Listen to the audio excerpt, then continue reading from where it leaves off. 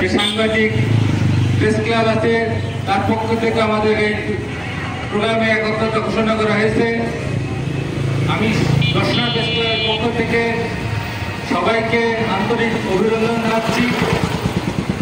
আর আমার ভাই তুইনকে যারা হত্যা করেছে, আপনারা বক্তব্যের কাছে ইতিপূর্বে শুনেছেন 7 জনকে গ্রেপ্তার করা হয়েছে। তাদেরকে দ্রুত আইনে বিচার করার দাবি জানাচ্ছি। সেই সাথে আরও কেউ এই হত্যাকাণ্ডের সাথে যুক্ত থাকে তাদেরকে আইনের আওতায় আনার জন্য অনুরোধ করছি।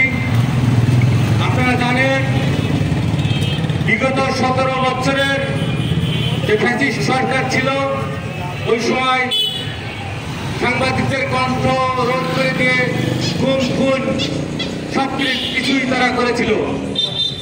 কিন্তু এই 5 তারিখের পরে আমরা একটা যে সংস্কার চলছে তার মধ্য দিয়ে আমরা একটা আশা করেছিলাম যে জনগণের নিরাপত্তা, সাংবাদিকদের নিরাপত্তা, ব্যবসায়ীদের নিরাপত্তা, সাধারণ মানুষের নিরাপত্তা সবকিছুই সুন্দরভাবে হবে। কিন্তু আমরা দেখছি বিভিন্নভাবে এই বিগত ফ্যাসিস্ট সরকারের যেসব প্রেতাত্মারা আছে তারা কিছু বর্তমান সরকারের বাইরে যেসব দল আছে তাদের মধ্যে ঢুকে তাদেরকে উদ্বুদ্ধ করে বিভিন্ন ধরনের হত্যা এবং নৃশংসতা সৃষ্টি করছে।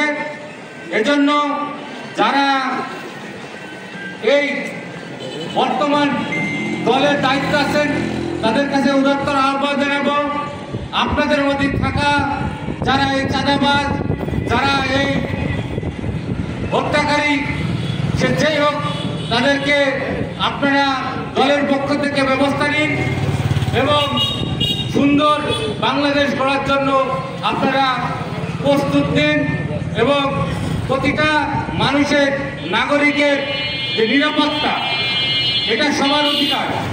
সেই অধিকারের জায়গায় আপনারা সকলেই সেই মানুষের পাশে থাকুন।